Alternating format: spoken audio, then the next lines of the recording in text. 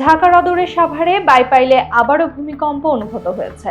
বাংলাদেশ আবহাওয়া অধিদপ্তর জানিয়েছে, শনিবার সকাল 10টা 36 মিনিটে রিক্টার স্কেলের 3.3 মাত্রার এই মৃদু ভূমিকম্পটি ঘটে।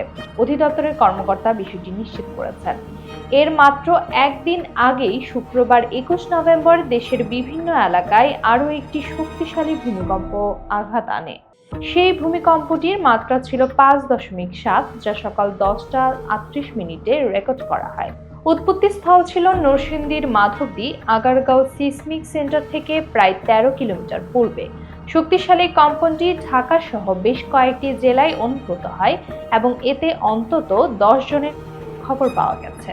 টানা 2 দিনে পরপর ভূমিকম্পে উদ্বেগ বেড়েছে সাধারণ মানুষের মধ্যে। বিশেষজ্ঞরা ভূমিকম্প প্রবল এলাকায় সতর্কতা ও নিরাপত্তা সচেতনতা বাড়ানোর পরামর্শ নিচ্ছেন।